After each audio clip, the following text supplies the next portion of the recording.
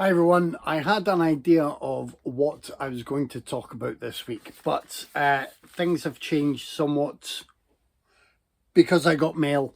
So there's not going to be a live unboxing event.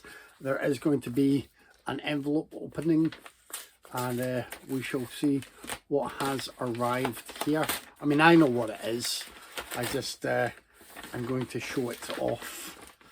One second, get them open. These are a bigger size than I thought, actually. Ooh. Lovely. Matinee. A little Joe Dante signature, of course.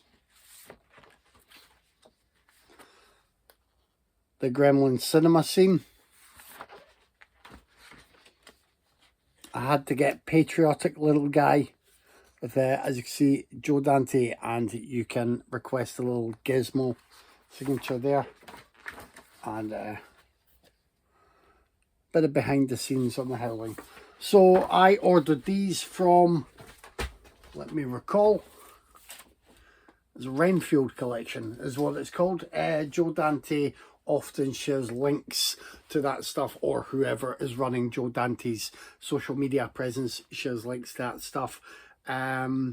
Yeah, and they seem to be pretty good prices, although I'm not going to detail the price right here and now in case it is ever used in evidence against me by anyone.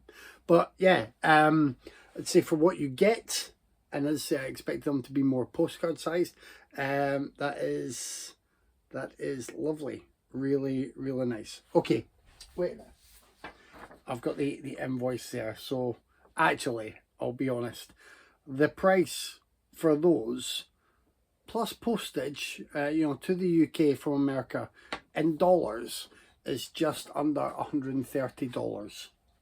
I don't know what the exchange rate is at the moment, but that to me felt like quite a good price for a little bit of Joe Dante memorabilia. I might even use my cheeky selfie with Joe Dante when he was in Edinburgh. I caught him outside the film house. Might even use that for this video thumbnail. I'm a big Joe Dante fan. We have discussed one or two of his movies on the podcast.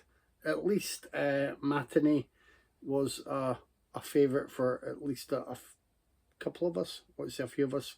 And I'll put a link as well to promote it a little bit. I really enjoyed the conversation I had on Dr. AC's YouTube channel about Gremlins and Gremlins 2. And I stand by everything I said in that video. So I'm a big Joe Dante fan. I sometimes listen to the Movies That Made Me, although a lot of that is led by Josh Olson. And he does tend to run through the same kind of anecdotal banter, but it's still a decent show, I think, and I like hearing Joe Dante's take on a number of movies. So that is that. I was going to show off some more Lego this week because I'm a grown man who now does Lego, but basically I'll wait. I'm near the end of a build of the Ecto 1, and part of me is like, it's not the classic Ecto 1, but another part of me is like, that's really cool because it's got, you press a button in the door and the side chair comes out to revolve, which is available for ghost busting. There's another button you can press and the bottom opens out, ready to send out the trap, mini RC trap. It's really good. All features are really good. I am blown away by the advanced and brilliant nature of Lego design nowadays compared to, I think the last time I tried to build any, well, I'm pretty sure I got my youngest daughter a Hogwarts set when they were available, and enjoyed seeing some of that coming together, but even that didn't seem as advanced as what I do now. So basically my partner got me the Jaws set, which is amazing. I love it. She then got me the Ecto 1, and because it was on offer, she'd also ordered the DeLorean, the Back to the Future DeLorean, and you can do it as the vehicle from the first movie, the vehicle from the second movie, wheels up, and the slightly retro-styled version from the third movie. And I'm really looking forward to that. But I also want to take my time and enjoy them. And I caved in because I watched a video on YouTube and I bought the Home Alone house because it looked amazing. And I'm nearly 50 years old. But such is life. Anyway, there may be Lego on display at some point, genuinely, as I know some people will maybe like seeing the details in those sets. But the main topic this week was going to be about streaming as well. I watched 2 films that were on streaming services this week. One of them was The Gorge on Apple TV, and the other one was You're Cordially Invited on Amazon Prime Video. Now, I just keep banging the drum for Apple TV, and I get it. I understand that there are so many streaming services out there, and you don't want one that seems a little bit too niche maybe, and lacking in the variety of content that you want from our services. But if you are interested in like sci-fi or thrillers, and you like your glossy shows and big budget movies to look like glossy shows and big budget movies, and not necessarily, you know, beholden to a streaming service template, as can happen with some films, then I really have to continue to recommend Apple TV. See, since I've been exploring it fully, I still love Severance. I'm halfway through season 2 of Severance. I watched all of For All Mankind, which I really liked. There were peaks and troughs there, but it was really good. Ted Lasso, everyone knows about. Slow Horses is superb. I love Shrinking, and there's so much more on there that I want to get to. I watched the first episode of Silo.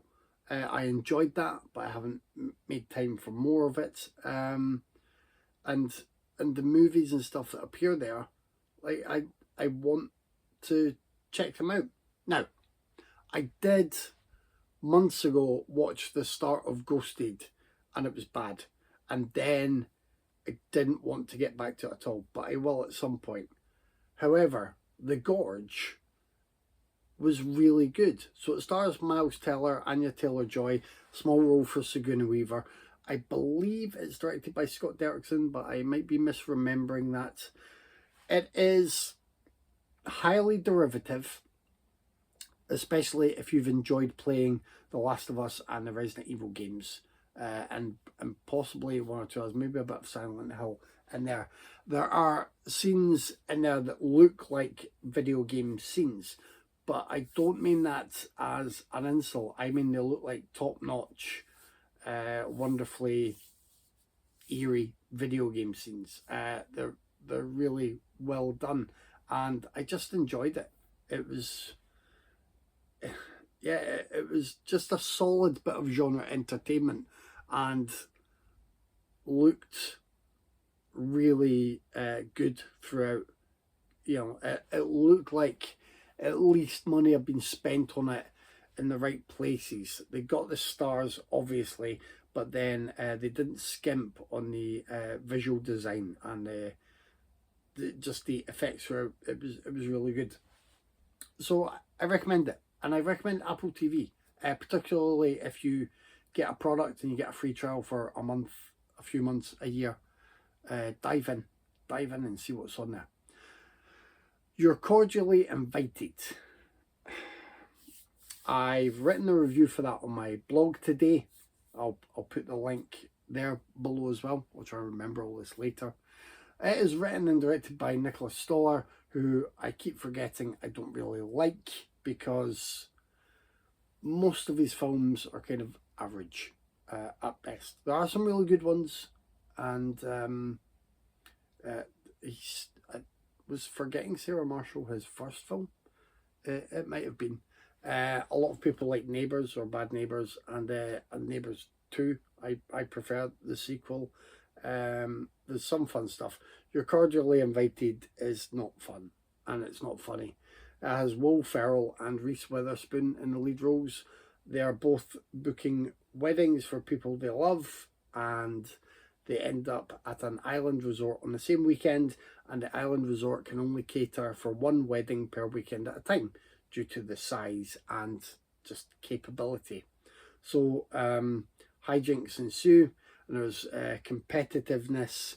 There is obviously friction between the two parties as they try and apportion different sections of the resort and different time slots to one another. Where You're Cordially Invited falls down mainly is, like, if you're watching that, you're watching it to see a Will Ferrell comedy. It's a comedy. Will Ferrell is in it. You may also like Reese Witherspoon's general style, because she is playing someone who's quite uptight and very well organised. Again, it's something that she does really well. I like Reese Witherspoon, and I'm not putting that as a complaint. Like, she's really good in this. I think the main disappointment is it isn't a good enough comedy for those who want a Will Ferrell comedy. And it's another one of those films which kind of pulls back. There are a lot of films lately that that don't want anyone to be too mean, or don't want anyone to be portrayed as an outright villain, or just, I don't know, they swerve in a way that can then allow them to go to a full and cozy happy ending that doesn't necessarily belong in whatever kind of film it is. And You're Cordially Invited does that, and it does that to a terribly misjudged degree by the time you get to end scenes. Now, I laughed a few times, mainly at outbursts from Will Ferrell where he swears and insults someone and immediately starts to apologise and try and clam up because it's a momentary outburst, and he does that sort of stuff well. The supporting cast is really good as well in terms of who's there, but they don't get good material to work with. So this is on Prime Video, and this is like, Prime Presents. It's one of those that feels like the bad side of streaming movie content. It feels like somebody went, oh, we've got Will Ferrell, we can give him a bag of money. We can give Reese Witherspoon a bag of money. Nicholas Stoller does comedies, let's give him a bag of money. Oh, they've booked a wedding at the same weekend in the same place. Great. That's it. That's what they had, and then everything else is creatively bankrupt, I think is a phrase. There's even a sequence in this movie, it's on the poster and advertising, where Reese Witherspoon and Will Ferrell are in the same room as a crocodile or alligator. I can never tell the difference between the two. And even that is just a big shrug. There's no hilarity. There's no sense of danger. However they want to play it doesn't work. So that is bad. And it is bad in a symptomatic way for streaming movies. Whereas The Gorge is good.